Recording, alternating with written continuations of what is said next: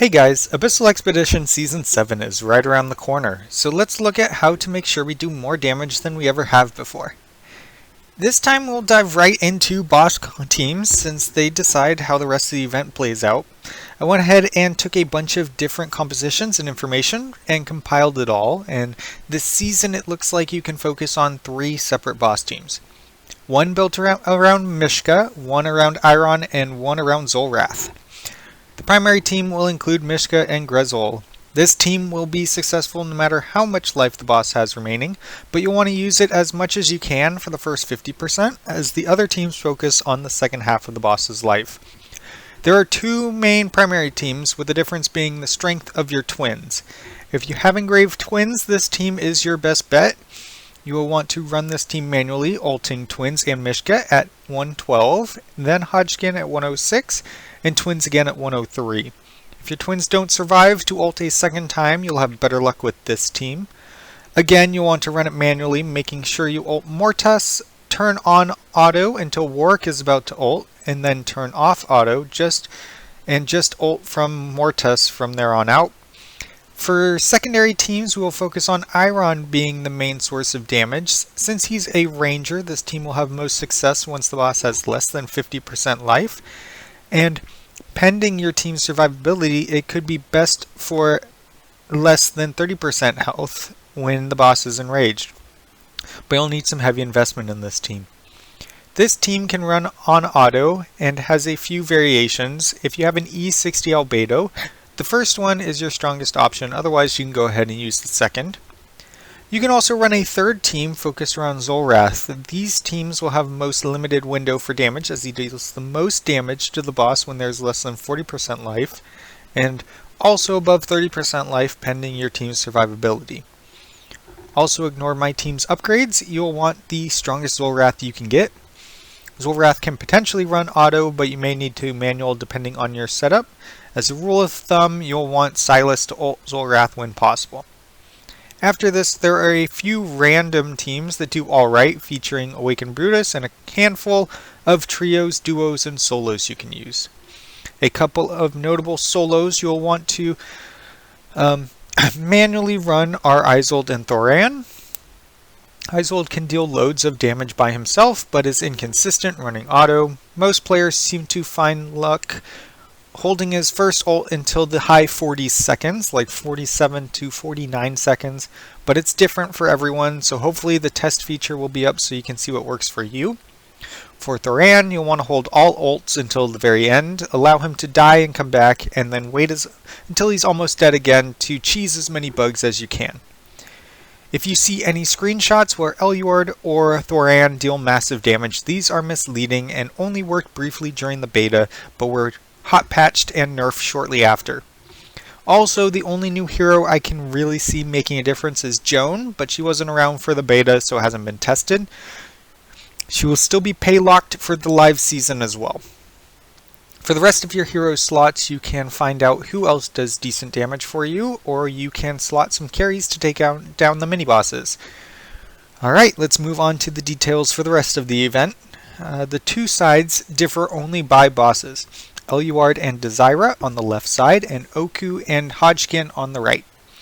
Which side you choose shouldn't matter too much this run, however Eluard is much easier than Oku, and Hodgkin is much easier than Desira. If you normally start off the event strong and have a solid Scarlet, I would suggest choosing the left side.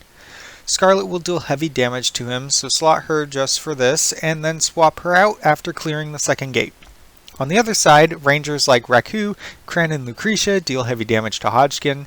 You can have them slotted to help your team get through these gates faster.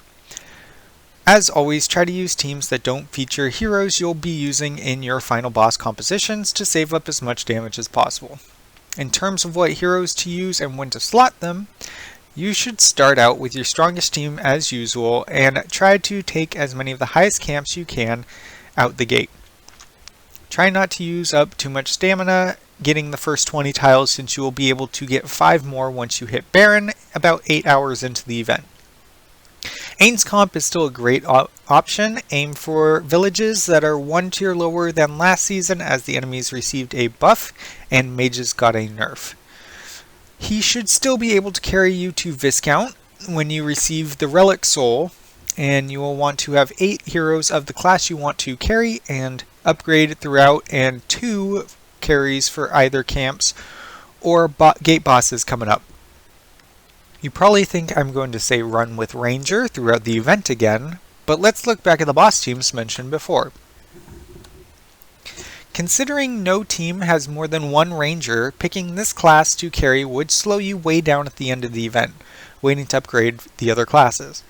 For this reason, it would actually be best to choose either tank or support to be your main carry class. This seems tough, but shouldn't be so bad considering the Relic Soul allows you to still bring heavy carries along as well. Use whoever you think would have the best survival to allow your carry to really shine. These heroes should make up your first 10 in the event. The next 5 you unlock should be filled with the boss team that is projected to deal the most damage for you.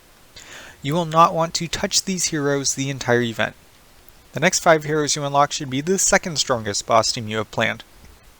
Then once you hit around 11k essence per hour, hopefully with 9+ days remaining to max out 3 relics in time, you can swap any of the initial heroes you won't be using for other boss team heroes as well as the last 5 slots you unlock.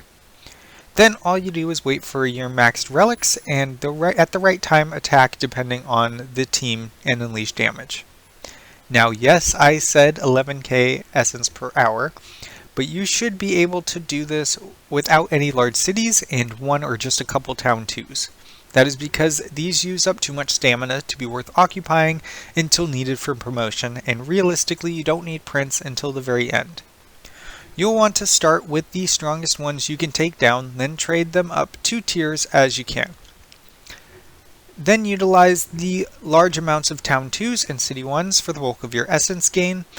Once in the other underground, ignore the large city shortcut traps and just path around them. With both sides pathing in the direction of the bosses, you should be able to nearly hit the beacon requirement. Then just expand in a few areas to get the last few.